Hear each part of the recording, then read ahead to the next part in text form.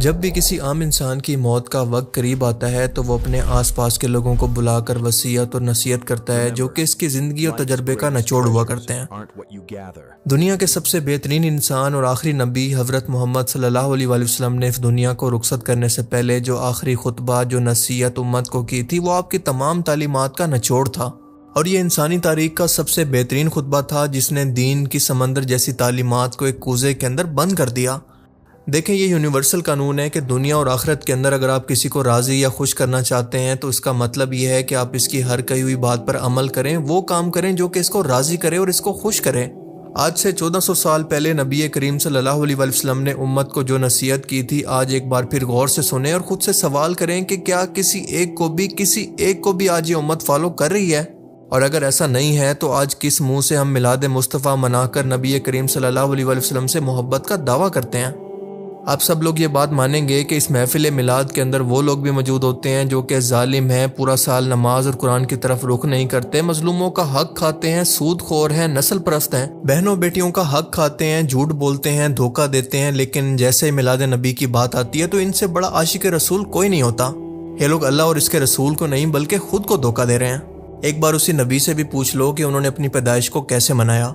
اپنی پیدائش کی خوشی کے اندر نبی کریم صلی اللہ علیہ وآلہ وسلم ہر سوموار کو منڈے کے دن روزہ رکھا کرتے تھے، اور آپ فرماتے تھے کہ اس دن میری پیدائش ہوئی تھی اور اسی دن مجھ پر وحی نازل ہوئی تھی۔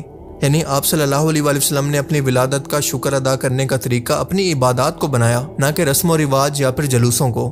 تو سوال یہ ہے کہ کیا ہمیں بھی نبی کا طریقہ نہیں اپنانا چاہیے؟ سوچنے کی بات تو یہ ہے کہ کیا رسول اللہ صلی اللہ علیہ وآلہ وسلم کو بھی ہم سے یہی محبت چاہیے تھی کہ ہم ان کے نام پر نئی نئی رسومات کو، بدعات کو ایجاد کریں، یا پھر وہ یہ چاہتے تھے کہ ہم ان کی سنت کو زندہ کریں؟ اور آج اگر نبی کریم صلی اللہ علیہ وآلہ وسلم دنیا میں موجود ہوتے اور اپنی امت کو یہ سب کچھ کرتا دیکھتے تو کیا اس سے خوش ہوتے؟ یا پھر یہ سب بدعات کو دیکھ کر کہ جس امت کے لیے انہوں نے اتنی قربانیاں دی، اپنی اولاد کو قربان کر دیا، کافروں مشرکوں کی سختیاں، جنگیں برداشت کی، ان کا دل انتہائی دکھی ہوتا جب وہ یہ دیکھتے کہ ان کی امت آج بدعات اور خرافات کے اندر اتنا ڈوب گئی ہے کہ سمجھ میں نہیں آتا کہ یہ مسلمان ہیں یا پھر کوئی غیر مسلم امت۔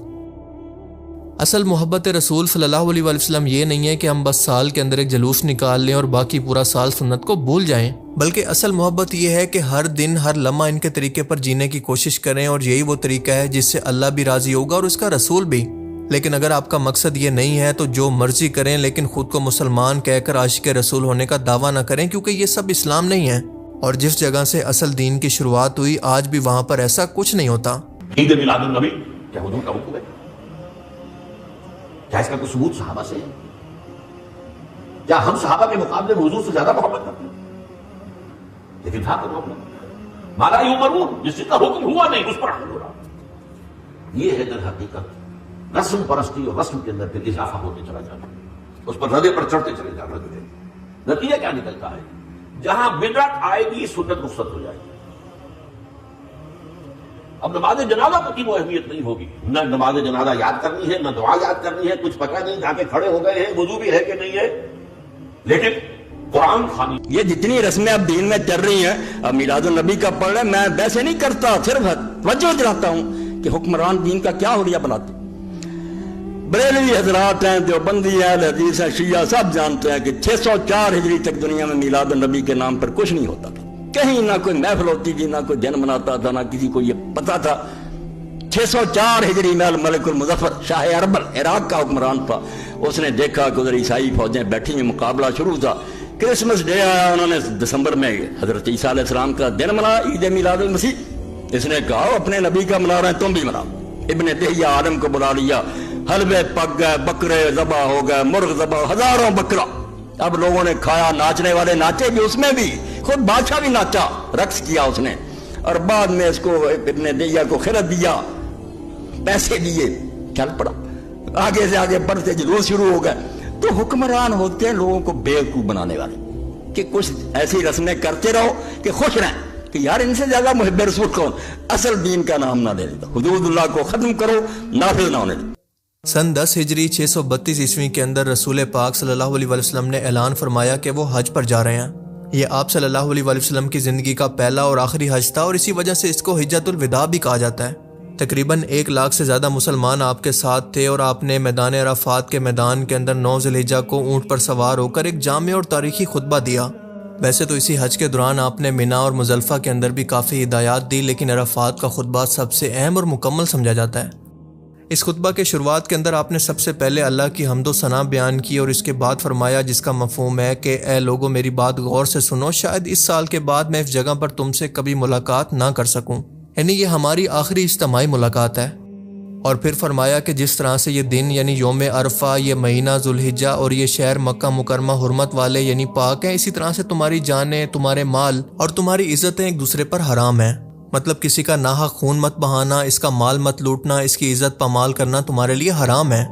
میں تم لوگوں کے لیے جاہلیت کی تمام رسموں کو ختم کر رہا ہوں، تمہارے لیے سود کا نظام ختم کر رہا ہوں، اور سب سے پہلے سود جسے میں ختم کر رہا ہوں وہ میرے چچا عباس بن عبد المطلب کا ہے۔ اس لائن کا مطلب یہ تھا کہ آپ لوگ اچھی طرح سے جانتے ہیں کہ عرب کے معاشرے کے اندر سود یعنی ربا کس قدر عام تھا، اور لوگ قرض دیتے اور اصل رقم کے ساتھ کئی گنا زیادہ وصول بھی کرتے۔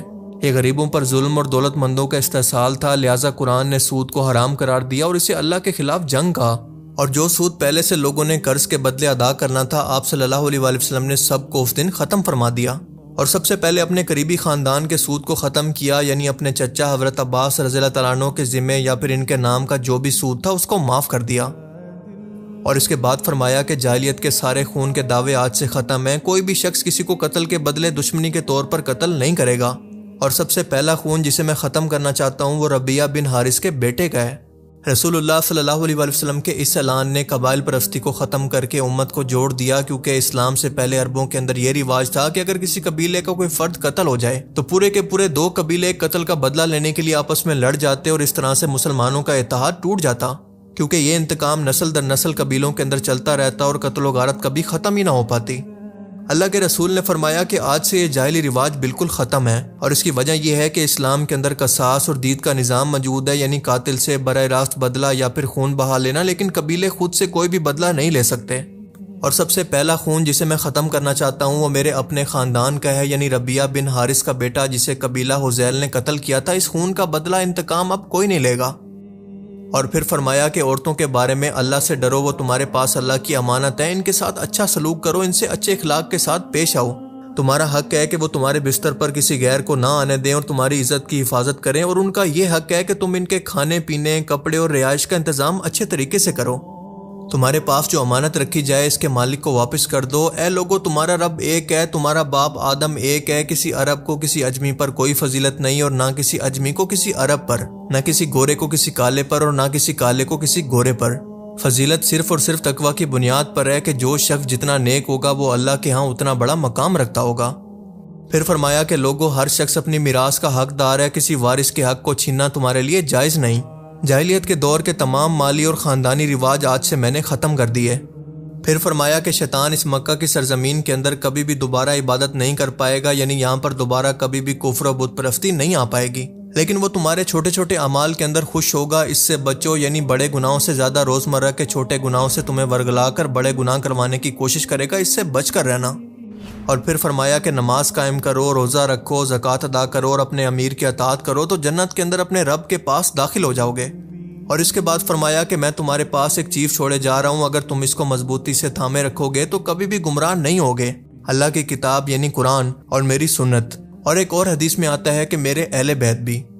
آپ کے فرمان کا مطلب یہ تھا کہ ہدایت کا واحد راستہ قرآن اور سنت ہے، اور سب سے بہترین تشریح ان کی میرے اہل بیت کریں گے۔ پھر فرمایا کہ لوگوں قیامت کے دن تم سے میرے بارے میں سوال کیا جائے گا، تم لوگ کیا جواب دو گے؟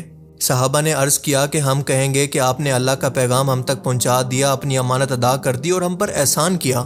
آپ صلی اللہ علیہ وآلہ وسلم نے یہ سن کر آسمان کی طرف ہاتھ اٹھا کر فرمایا کہ اے اللہ گواہ رہنا، اے اللہ گواہ رہنا، اے اللہ گواہ رہنا، میں نے اپنا پیغام پہنچا دیا۔ جو لوگ یہاں پر موجود ہیں ان لوگوں تک میرا پیغام پہنچا دیں جو کہ یہاں پر موجود نہیں ہیں، کیونکہ ہو سکتا ہے کہ بعد میں آنے والے زیادہ بہتر طریقے سے بات کو سمجھ پائیں۔ اور اسی موقع پر قرآن پاک کی یہ آیات نازل ہوئی کہ آج میں نے تمہارے لیے دین کو مکمل کر دیا، تم پر اپنی نعمت پوری کر دی اور اسلام کو تمہارے لیے دین کے طور پر پسند کر لیا۔ سورہ المائدہ آیت نمبر 3۔ آپ صلی اللہ علیہ وآلہ وسلم کے یہ الفاظ کہ اے اللہ گواہ رہنا، میں نے اپنا پیغام پہنچا دیا، اس لیے تھے کہ اب یہ ذمہ داری امت پر ہے کہ وہ دین کو آگے پہنچائے اور اس پر عمل کرے۔ اب آپ تمام لوگ رسول اللہ صلی اللہ علیہ وآلہ وسلم کے آخری خطبہ کی تمام نصیحتوں کو پڑھتے جائیں اور اپنے گریبان کے اندر جھانکیں کہ ہمارا معاشرہ کیا آج کے دور کے اندر کسی ایک نصیحت پر بھی پوری طرح سے عمل کر رہا ہے۔ آپ سب لوگ اچھی طرح سے جانتے ہیں کہ ہمارا تمام معاشی نظام، بینکنگ کا نظام سود پر ٹکا ہوا ہے. عورتوں کو وراثت سے محروم کیا جا رہا ہے، ان کو بنیادی حقوق تک آج بھی نہیں دیے جا رہے. انسانی حقوق، اس کے جان و مال کی کوئی قدر نہیں ہے.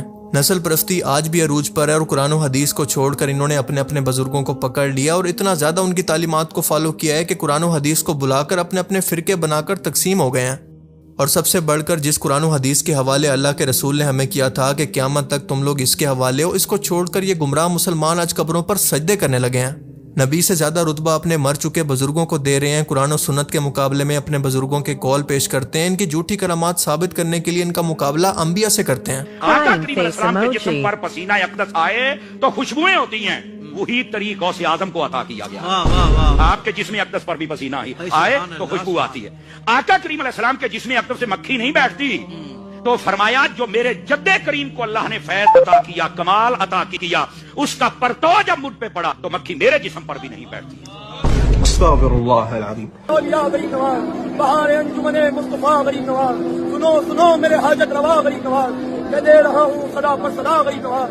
تمہیں بلاد ہے خواجہ کہ ہم تمہارے ہیں اور ہمیں وسیلہ تمہارا ہے یا غریب نواز.